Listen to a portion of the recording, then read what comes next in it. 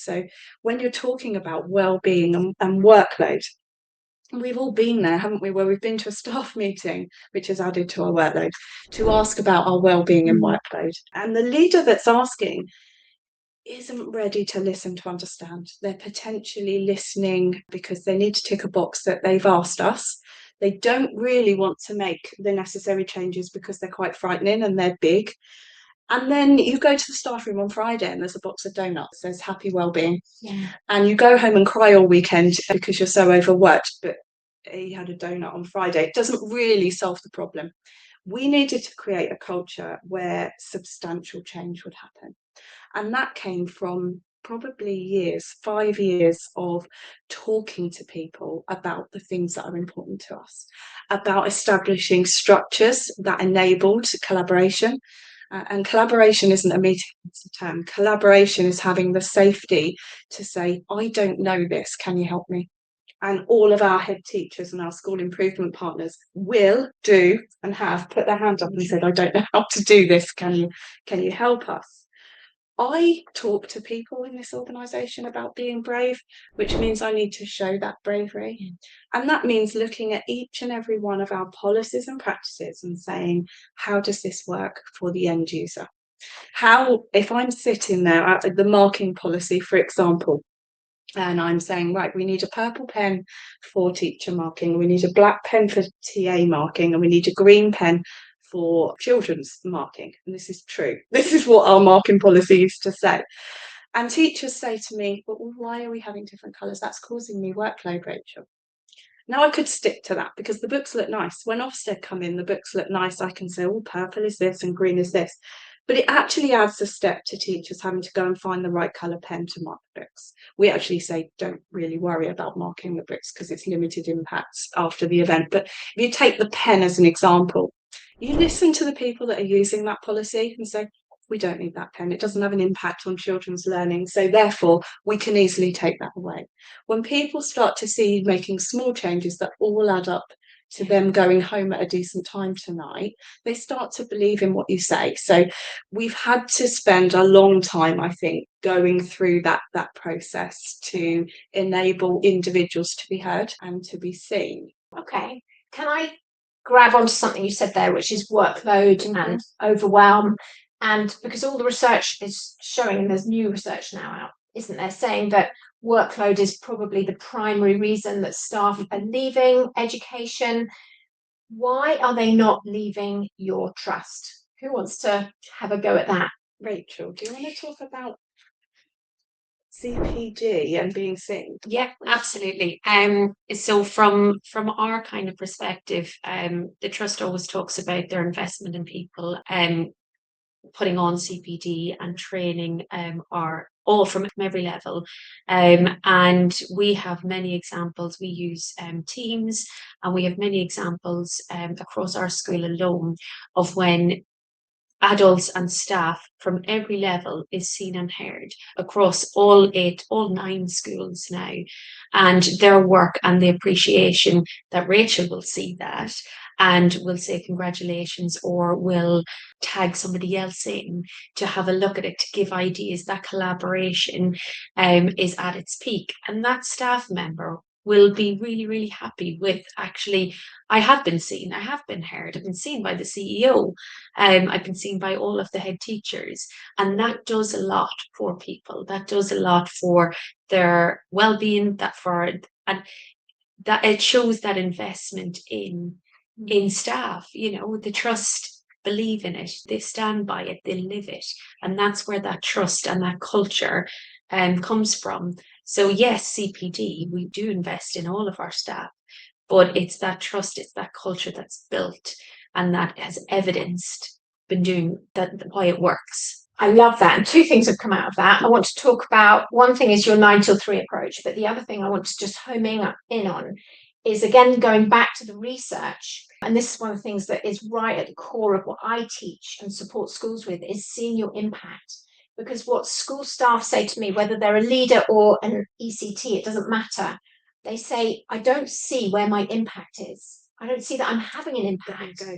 And actually, I spoke at a conference recently, and I said to all the people in the room, right, put your hand up if you can think in the last week where you've made a real difference in what you do. And a few of them couldn't put their hand up. And one particular woman who was a behaviour specialist, and she said she had all the really challenging children in her school came to her each day. And I said to her, she just couldn't think of anything. So I said at the end of the session, I asked her again, can you think of anything where you've made a positive impact? But it had taken a whole hour for her to come up with, oh, I helped a child for the first time write their name with a pencil.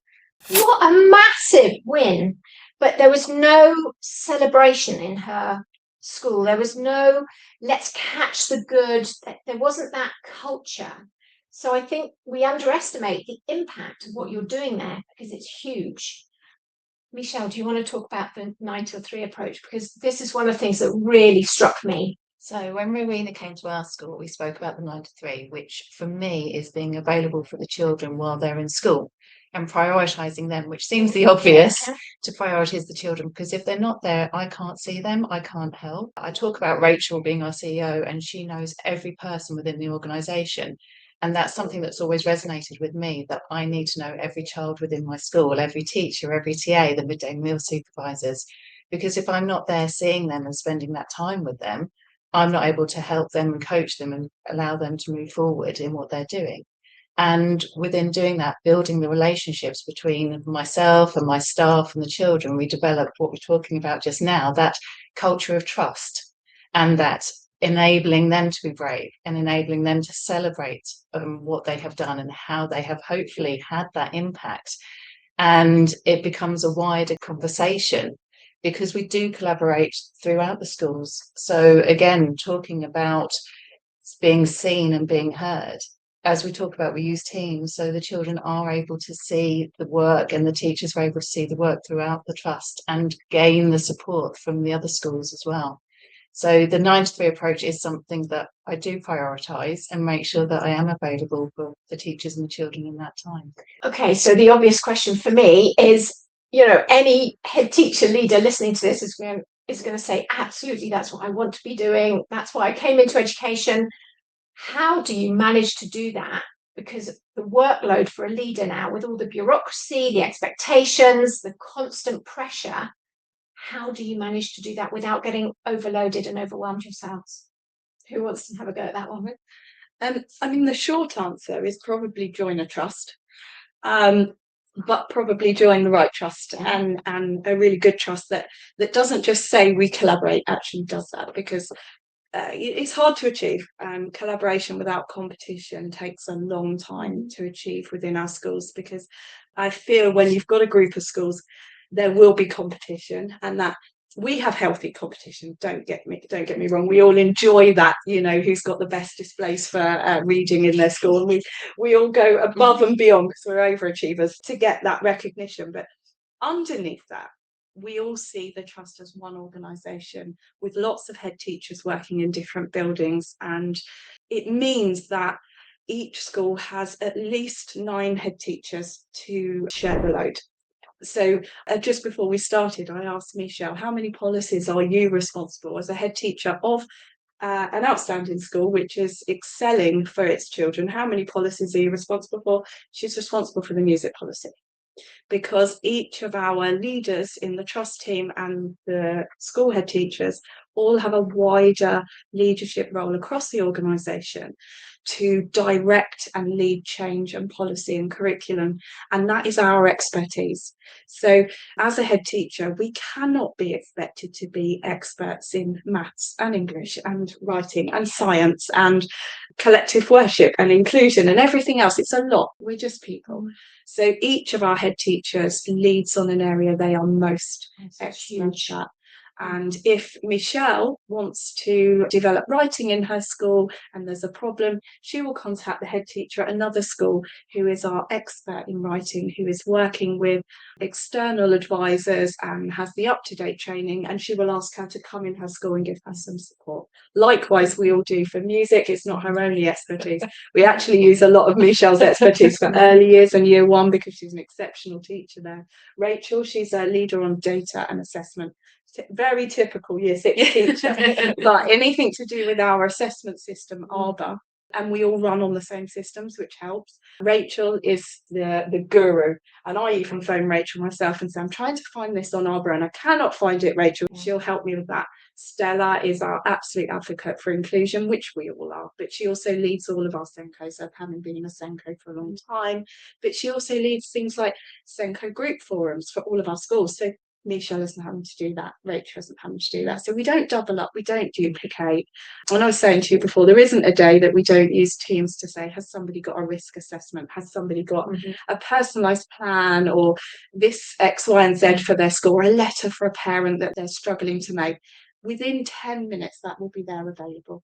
Happy to share. So there's no duplication going absolutely on. no duplication. Yeah. That makes And a I think difference. just to add to that, even thank you, even just if we know how busy school life is, and if there was a meeting not within our trust but outside of the trust, or some training that you wanted to go to, but something had come up in school and you needed to put your attention on that, within the space of a few minutes after the training, all those notes are up there.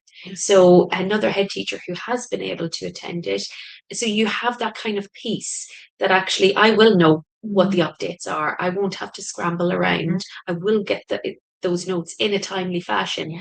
And with all the jargon out of it, it will be the main point. So that is an added part to it.